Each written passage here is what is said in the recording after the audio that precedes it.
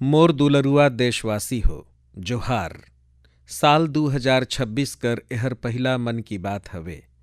कायल 26 जनवरी के हमन जमझन गणतंत्र दिवस कर परब ला मनाब। एही दिन हमर संविधान लागू होए रहिस। 26 जनवरी कर ए दिन हमन ला अपन संविधान बनवैया मन ला नमन करे कर मौका देहल। आज 25 जनवरी कर दिन भी बहुत खास हवे। आज राष्ट्रीय मतदाता दिवस हवे। मतदाता ही लोकतंत्र कर आत्मा होथे। संगी हो, आम तौर पर जब कोई 18 साल कर हो जाथे, मतदाता बन जाथे, तो ओला जीवन कर एगो सामान्य पड़ाव समझल जायल। लेकिन असल में ए अवसर कोनो भी भारतीय कर जीवन कर बहुत बड़ा मील कर पत्थर होयल। एकरे बर जरूरी है कि हमन देश में वोटर बने कर, मतदाता बने कर उत्सव मनाई। जैसे हमन जन्मदिन पर शुभकामना देथी और ओकर उत्सव मनाथी, ठीक वैसने जब भी कोनो युवा पहला बार मतदाता बने तो पूरा महल्ला, गांव चाहे शहर मिलजुल के ओकर अभिनंदन करी और मिठाई घलो बांटल जाए। एकर से लोग मन में मतदान कर प्रति जागरूकता बाढ़ही। एकर संगे ए भावना और सशक्त होही कि एगो मतदाता होना कितना मायने रखेल। संगी हो, देश में जो लोग भी चुनावी प्रक्रिया ले जुड़ल रहथे, ओ हमर लोकतंत्र ला जीवंत बनाए रखे बर जमीनी स्तर पर काम करथे। और मैं ओ जम्मो झन कर बहुत सराहना करना चाहत हूँ। आज मतदाता दिवस पर मैं अपन युवा साथी मन से फिर आग्रह करहूँ कि ओ 18 साल कर होए पर वोटर कर रूप में अपन आप ला जरूर रजिस्टर करी। संविधान हरे हर नागरिक से जो कर्तव्य भावना कर पालन कर अपेक्षा रखिस हवे, एकर ले ओ उम्मीद भी पूरा होही और भारत कर लोकतंत्र घलो मजबूत होही। मोर दुलरुआ देशवासी, ए दिन मन में मैं सोशल मीडिया पर एगो बड़ा सुघर चलन ला देखत हूँ। लोग मन साल 2016 कर अपन याद मन ला फिर से ताजा करत हवें। ओही भावना कर संघे आज महू राउर मन कर संघे अपन एगो याद ला भेजे बर चाहत हूँ। 10 साल पहले जनवरी 2016 में हमन एगो महत्वाकांक्षी यात्रा कर शुरुआत करे रहन। तब हमन ला ए बात कर एहसास रहिस कि भले ही एहर एगो छोटे अकन प्रयास काहे न हो, लेकिन ए युवा पीढ़ी बर, देश कर भविष्य बर बहुत जरूरी है। तब कुछ लोग ए समझ नहीं पाइन कि एहर आखिर का हवे। संगी हो, मैं जे यात्रा कर बात करत हूँ ओ हवे स्टार्टअप इंडिया कर यात्रा। ए अद्भुत यात्रा कर हीरो हमर युवा साथी हवें। अपन आराम से बाहर निकल के ए लोग मन जो नवाचार करिन हवें, ओ इतिहास में दर्ज होवत हवे। संगी हो, भारत में आज दुनिया कर तीसर सबसे बड़ा स्टार्टअप कर वातावरण बन चुकिस हवे। ए स्टार्टअप सब कर ले हट के हवे। आज ओ हरे ऐसन क्षेत्र में काम करत हवें जिनकर बारे में 10 साल पहले तक कल्पना घलो नहीं करल जाए सकत रहिस। AI, अंतरिक्ष, परमाणु ऊर्जा, सेमीकंडक्टर, मोबिलिटी, ग्रीन हाइड्रोजन, जैव प्रौद्योगिकी, रौरे नाम लेई कोनो न कोनो भारतीय स्टार्टअप ओ क्षेत्र में काम करत दिख जाही। मैं अपन ओ जम्मो युवा साथी मन ला जोहार करत हूँ जो कोनो न कोनो स्टार्टअप से जुड़िन हवें या फिर अपन स्टार्टअप शुरू करे बर चाहत हवें। संगी हो, आज मन की बात कर माध्यम से मैं देशवासी मन से, खास कर उद्योग और स्टार्टअप से जुड़ल युवा मन से एगो आग्रह जरूर करे बर चाहत हूँ। भारत कर अर्थव्यवस्था तेजी से आगे बढ़त हवे। भारत पर दुनिया कर नजर हवे। ऐसन समय में हमन जमझन पर एगो बहुत बड़ा जिम्मेदारी घलो हवे। ओ जिम्मेदारी हवे गुणवत्ता पर जोर देहे कर। होएल, चलेल, चल जाही, ए युग चल गईस। आई ए बच्छर हमन पूरा ताकत से गुणवत्ता ला प्राथमिकता देई। हमन जमझन कर एके गो मंत्र हो, गुणवत्ता, गुणवत्ता और सिर्फ गुणवत्ता। कायल से आज बेहतर गुणवत्ता। हमन जो भी उत्पादन करत ही ओकर गुणवत्ता ला बेहतर बनाए कर संकल्प लेई। चाहे हमन कर कपड़ा हो, तकनीकी हो या फिर इलेक्ट्रॉनिक्स पैकेजिंग, भारतीय उत्पाद कर मतलब ही बन जाए सब कर ले सुघ्घर गुणवत्ता। आई श्रेष्ठता ला हमन अपन पहचान बनाई। हमन संकल्प लेई कि गुणवत्ता में न कोनो कमी होही, न गुणवत्ता से कोनो समझौता होही। और मैं तो लाल किला से कहे रहन, जीरो डिफेक्ट जीरो इफेक्ट। ऐसे कर के ही हमन विकसित भारत कर यात्रा ला तेजी से आगू ले जाए पाब। मोर दुलरुआ देशवासी हो, हमर देश कर लोग सुघर हवे। समस्या मनकर समाधान खोजना हमर देशवासी मनकर स्वभाव में हवे। कुछ लोग ए काम ला स्टार्टअप कर माध्यम से करत हवें, तो कुछ लोग समाज कर सामूहिक शक्ति से रास्ता निकाले कर प्रयास करत हैं। ऐसे ही एगो प्रयास उत्तर प्रदेश कर आजमगढ़ ले सामने आइस हवे। इहाँ से होए के जाए वाला तमसा नदी ला लोग मन नवा जीवन देहिन हवे। तमसा खाली एगो नदी नहीं हवे, बल्कि हमर सांस्कृतिक और आध्यात्मिक विरासत कर एगो सजीव धारा हवे। अयोध्या से निकल के गंगा में मिल जाए वाला ए नदी कभू एक क्षेत्र कर लोग मन कर जीवन कर धुरी होवत रहिस, लेकिन प्रदूषण कर वजह से एकर अविरल धारा में रुकावट आए लगे रहिस। गाद, कूड़ा कचरा और गंदगी हरे ए नदी कर प्रवाह ला रोक दे रहिन। एकर बाद इहाँ कर लोग मन एके एगो नवा जीवन देहे कर अभियान शुरू करिन। नदी कर सफाई करल गईस और ओकर किनारा पर छायादार फलदार पेड़ लगाल गईस। स्थानीय लोग कर्तव्य भावना से ए काम में जुटिन और सब कर प्रयास ले नदी कर फिर से उद्धार होए गईस।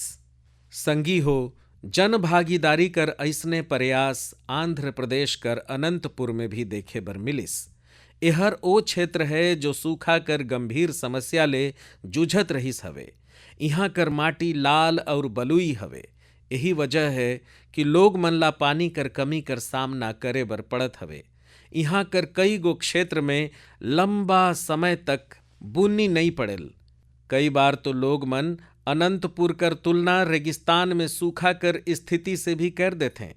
संगी हो, ए समस्या कर समाधान बर उहाँ कर लोग मन जलाशय मन ला साफ करे कर संकल्प लेहिन। फिर प्रशासन कर सहयोग से इहाँ अनंत नीरू संरक्षणम प्रोजेक्ट कर शुरुआत हुईस। ए प्रयास कर तहत 10 से अधिक जलाशय मन ला जीवन दान मिलिस हवे। ओ जलाशय मन में अब पानी भरे लगिस हवे। एकरे संगे 7000 ले बगरा पेड़ भी लगाल गईस हवे। मने की अनंतपुर में जल संरक्षण कर संगे संगे हरियाली कर क्षेत्र भी बढ़िस हवे। इहाँ बच्चा मन अब तैराकी कर आनंद घलो ले सकत हवे। एक तरह से कही तो इहाँ कर पूरा पारिस्थितिकी तंत्र फिर से निखर गईस हवे। संगी हो, आजमगढ़ हो, अनंतपुर हो, चाहे देश कर कोनो और जगह, ए देख के खुशी होयल कि लोग एकजुट होके कर्तव्य भाव से बड़ा संकल्प सिद्ध करत हवें। जन भागीदारी और सामूहिकता कर यही भावना हमर देश कर सबसे बड़ा बल हवे। मोर दुलरुआ देशवासी हो, हमर देश में भजन और कीर्तन जुग जुग से हमर संस्कृति कर आत्मा रहिस हवे। हमन मंदिर मन में भजन सुने हन, कहनी कहत सुने हन और हर दौर में भक्ति ला अपन समय कर हिसाब से जिए हन। आज कर पीढ़ी भी कुछ नवा कमाल करता है। आज कर युवा मन भक्ति ला अपन अनुभव और जीवन शैली में ढायल देहिन हवे। यही सोच के एगो नवा सांस्कृतिक चलन उभर के सामने आइस हवे। रउरे मन सोशल मीडिया पर ऐसन वीडियो जरूर देखे हो। देश कर आने आने शहर मन में ढेरेच बगरा संख्या में युवा इकट्ठा होत हवे। मंच सजल होथे, रोशनी होथे, संगीत होथे, पूरा ताम झाम होथे और माहौल कोनो संगीत समारोह से तनिक भी कम नहीं होथे। ऐसने लागत है कि जैसे कोई बहुत बड़ा संगीत समारोह होवत हवे, लेकिन उहाँ जो गाना गावत रथे वो पूरा तन्मयता कर संगे, पूरा लगन कर संगे, पूरा लय कर संगे भजन कर गूंज। ए चलन ला आज भजन क्लबिंग कहल जात है और खास तौर पर जेंजी कर बीच तेजी से लोकप्रिय होवत है। ये देख के अच्छा लगत है कि ए आयोजन मन में भजन कर गरिमा और शुचिता कर पूरा ध्यान रखल जात हवे। भक्ति ला हल्कापन में नहीं लेहल जात हवे, न ही शब्द मन कर मर्यादा टूटेल और न ही भाव कर। मंच आधुनिक होए सकत है, संगीत कर प्रस्तुति अलग होए सकत है, लेकिन मूल भावना वही रहत है। आध्यात्म कर एगो सरलगहा प्रवाह अनुभव होथे। मोर दुलरुआ देशवासी हो, आज हमर संस्कृति और तिहार दुनिया भर में अपन पहचान बनावत हैं। दुनिया कर हर कोना में भारत कर तिहार बड़ा उत्साह और उल्लास कर संघे मनाल जात है। जम्मो तरह कर संस्कृति जीवंतता ला बनाए रखे में हमर भारतवंशी भाई बहिन मन कर बड़ा योगदान हवे। ओमन जहाँ भी हैं उहाँ अपन संस्कृति कर मूल भावना ला संरक्षित करत हैं और ओके आगू बढ़ावत हैं। एला लेके मलेशिया में भी हमर भारतीय समुदाय बहुत सराहनीय काम करत है। रौरे मन के ए जायन के सुखद अचरज होही कि मलेशिया में 500 ले बगरा तमिल स्कूल हवें। ये में तमिल भाषा कर पढ़ाई कर संघे संघे आने विषय मन ला भी तमिल में पढ़ाल जात हवे। एकर अलावा यहाँ तेलुगु और पंजाबी सहित आने भारतीय भाषा मन पर भी बहुत जोर देहत हैं। संगवारी हो, भारत और मलेशिया कर बीच ऐतिहासिक और सांस्कृतिक संबंध ला मजबूत करे में एक समाज कर बहुत बड़ा भूमिका है। एकर नाम है मलेशिया इंडिया हेरिटेज सोसाइटी। अलग अलग कार्यक्रम कर संघे ये संस्था एगो विरासत कर सैर कर भी आयोजन करत है। एमे दोनों देश मन कर आपस में जोड़े वाला सांस्कृतिक स्थल ला यात्रा करवाल जात है। पाछू महीना मलेशिया में लाल पाड़ साड़ी प्रतिष्ठित पदयात्रा कर आयोजन करल गईस। ये साड़ी कर बंगाल कर हमर संस्कृति से विशेष नाता रहीस है। ये कार्यक्रम में सब ले बगरा संख्या में ये साड़ी ला पहने कर रिकॉर्ड बनिस, जेला मलेशियन बुक ऑफ रिकॉर्ड्स में दर्ज करल गईस। ये मौका पर ओडिसी नाच और बाउल संगीत हर तो लोग मन कर दिल ला जीत लहिस। मैं कह सकत हूँ, साया बरबांगा देंगान डिया स्पोरा इंडिया दी मलेशिया, मेरे का मम्बावा इंडिया दान मलेशिया, सेमाकिन रापा। मोला मलेशिया में भारतीय प्रवासी मन पर गर्व है और मलेशिया ला ओ और लिघे लानत हैं। मलेशिया कर हमर भारतवंशी मन ला मोर बहुत बहुत शुभकामना। मोर दुलरुआ देशवासी हो, हमन भारत कर कोनो भी जगह में चले जाई, उहाँ हमर कुछ न कुछ असाधारण अभूतपूर्व होवत जरूर दिख जाथे। कई बार मीडिया कर चकाचौंध में ये बात मन जगह भी नहीं बनाए पाथे, लेकिन एकर से पता चलथे कि हमर समाज कर असली शक्ति का है। एकर से हमर ओ मूल्य प्रणाली कर भी झलक मिलथे, जेकर में एकजुटता कर भावना सर्वोपरि है। गुजरात में बेचराजी कर चंदनकी गांव कर परंपरा अपन आप में अनोखा है। अगर मैं रौरे मन से कहूँ कि यहाँ कर लोग खास कर सियान अपन घर में खाना नहीं बनाते, तो रौरे मन के अचरज होही। एकर वजह हवे गांव कर शानदार सामुदायिक रसोई। इस सामुदायिक रसोई में एक संघे पूरा गांव कर जम झन कर खाना बनथे और लोग मन एक संघे बैठ के खाना खाथे। बीतल 15 बछर से ये परंपरा सरलगहा चलल आवत है। इतनेच नहीं, अगर कोनो मइनसे बीमार हवे तो ओकर बर टिफिन सेवा भी उपलब्ध हवे, यानी घर पहुंच सेवा कर भी पूरा इंतजाम हवे। गांव कर ए सामूहिक भोजन लोग मन के आनंद से भर देथे। ए पहल न केवल लोग मन ला आपस में जोड़त है, बल्कि एकर से पारिवारिक भावना ला भी बढ़ावा मिलत हवे।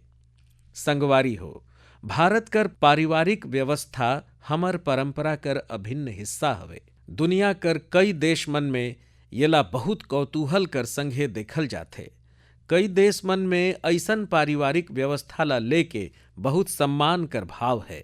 कुछ ही दिन पहले मोर भाई यूएई कर राष्ट्रपति महामहिम शेख मोहम्मद बिन जायद अल नाहयान भारत आए रहिन। ओहर मोला बताइन कि यूएई साल 2026 ला ईयर ऑफ फैमिली परिवार कर वर्ष कर रूप में मनावत हैं। मकसद ये है कि उहाँ कर लोग मन कर बीच सौहार्द और सामुदायिक भावना और मजबूत हो। सही में ये बहुत ही सराहनीय पहल है।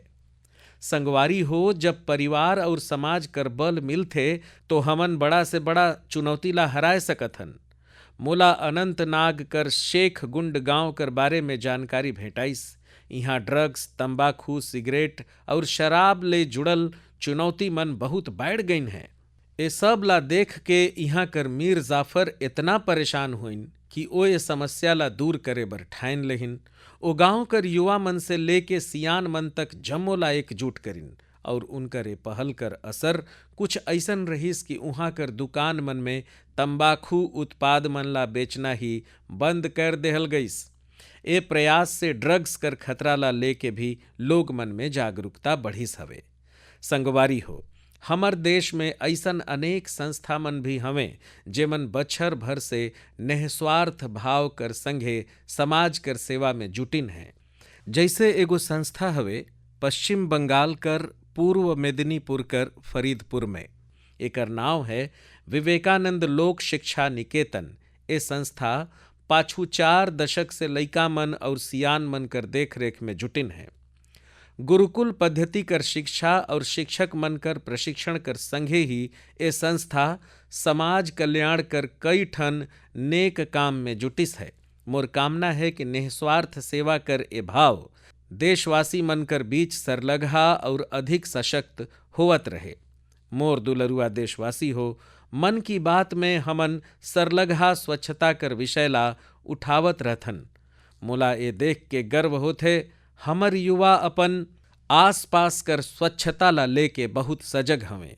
अरुणाचल प्रदेश में होइस एगो ऐसने अनूठा प्रयास कर बारे में मोके जानकारी मिलिस है।